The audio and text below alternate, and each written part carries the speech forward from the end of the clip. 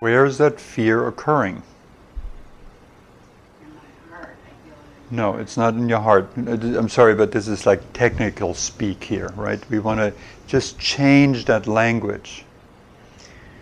It's, yes, in your emotional heart, but unfortunately we only have one word for heart, right? When we use the word heart, and I want you to start thinking about that because that's helpful. We talk about that innermost reality that's beyond time and space. The presence of God, which is the nature of your soul, in the very core of your being. You with me so far, right? The heart, the emotional heart, is around that, right? That can hurt a great deal, right? But we have in our language these terms, my heart broke, all this kind of stuff. Well, if your heart's broken, forget it. Like, throw it in a dump. Mm-hmm. It's over. You see? Just from the language. That's why it's not helpful. So we need to know that at the very core of your heart, of who you are, is something timeless and immortal and filled with the absolute love of God and the wisdom to know all this. That's your true identity. And as you find that, and we're starting with a simple visualization. Anyone can picture a point of light radiating out, right? So that innermost essence immediately flows into that emotional pain and starts to heal it. Because it's that innermost essence of love that is the most powerful antidote to all suffering, the most powerful medicine. But it feels like the more I love somebody, the more frightened I am. Yes. That's why love becomes a dirty word. Because you connect it in your mind with pain. This was just what I was talking about before. So you need to uncouple that connectedness of love and pain. Love is love. Pain is pain. Love never hurts. If it hurts, it's attachment, it's fear, it's all of those other things. And they occur in personal relationships.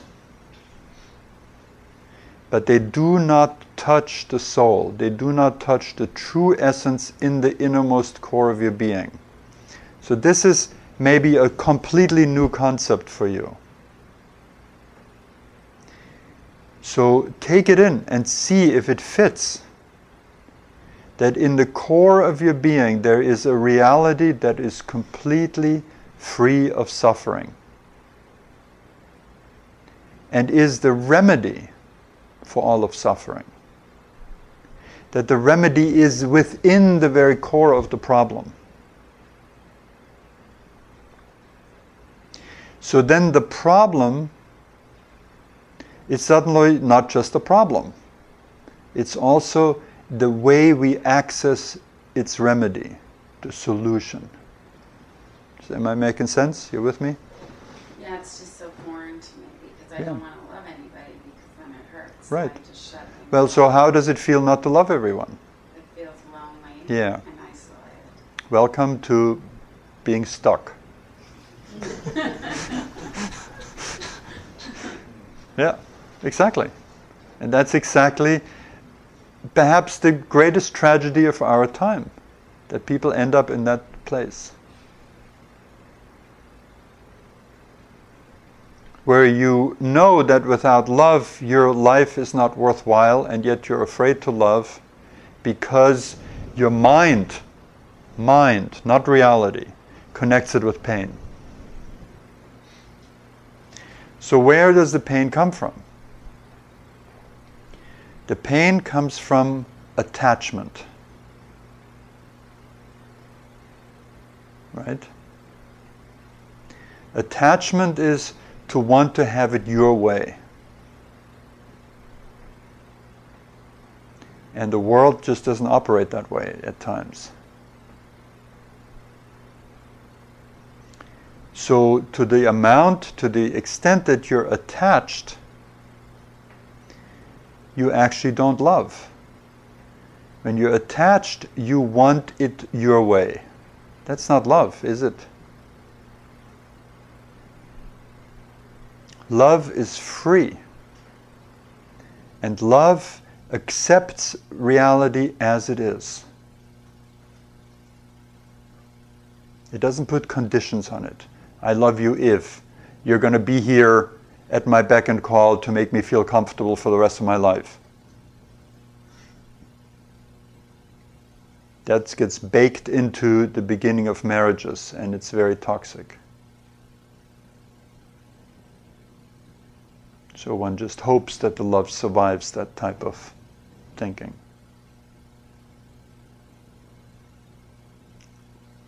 So that love in you is something that is beyond all of that.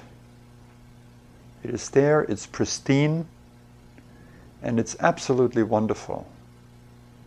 And you have the capacity to explore it, to find it. But there's a price that you have to pay for that. And the price is your pain. You can't have your pain and love. Are you willing to pay that price?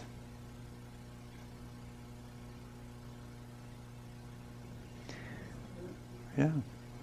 Then you're going to have to look through that pain, which means through your attachment, and soften it, loosen it, transcend it eventually. Because it doesn't do you any favors. It just causes pain.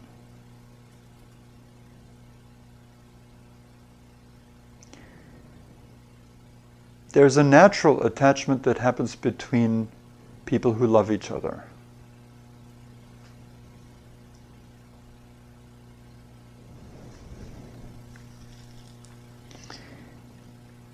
And that's okay. But the question is, are we attached to that attachment? Or can we, when a separation occurs, like in the case of my friend with his daughter, can we surrender that attachment? We don't have to live and love without attachment. We just be robots. But we can hold our attachment lightly. So it's like a bird in the hand, that if it needs to fly, it can. And we don't live with our attachment like that.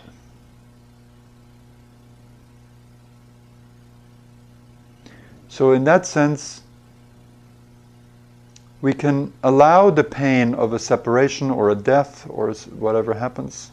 We can allow that,